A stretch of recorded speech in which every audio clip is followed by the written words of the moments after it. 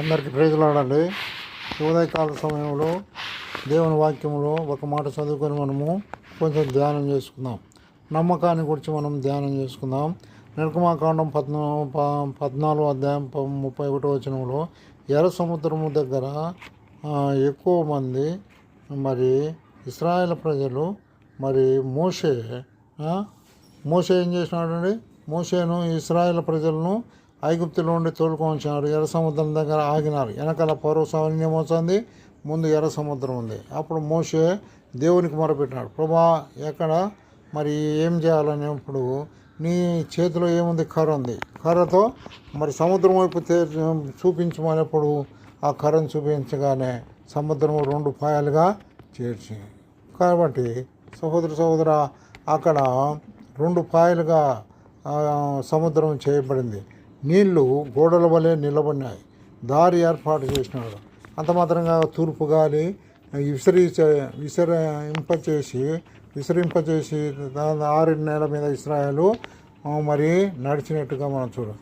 అప్పుడు వారు ఇశ్రాయేలీలు అక్కడ దేవుని నమ్మినట్టుగా మనం చూడగలుగుతున్నాం. అంత మాత్రంగా యోహాను సువార్త 2వ అధ్యాయం 11వ వచనంలో ఇక్కడ ఇశ్రాయేల్ ప్రజలు దేవుని యందు విశ్వాసం ఉంచినారు ఆ కార్యాన్ని చూసి.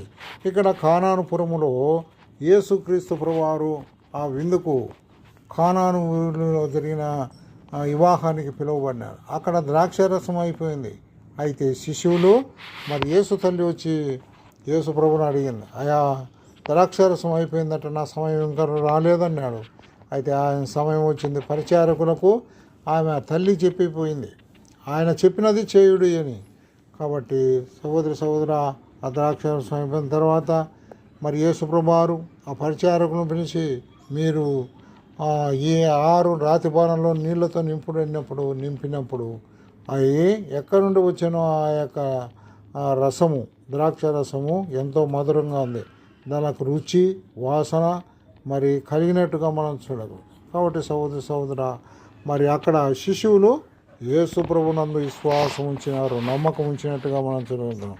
అంత మాత్రం కాక ఇంకా దేవుని వాక్యములో యోహాను సువార్త 20వ అధ్యాయం 29వ వచనంలో మరి తోమాతో అంటున్నాడు, నీవు చూచి నమ్మితివి, చూడక నమ్మిన వారు ధన్యులు అని సెలవిచ్చినాడు. అంత మాత్రంగా యోహాను సువార్త 4వ అధ్యాయం 39వ వచనంలో నేను చేసినవన్నీ నాతో చెప్పినా ఈయన క్రీస్తు కాడా అని సమరచి చెప్పింది. అంత మాత్రం కాక యోహాను సువార్త 4:42వ వచనంలో మా మటుకు ఈయన లోకరక్షకుడని మేము నిజంగా నమ్ముతున్నామని సెలవిచ్చింది. అంత మాత్రం కాక మార్కు సువార్త 9వ అధ్యాయం 23వ వచనంలో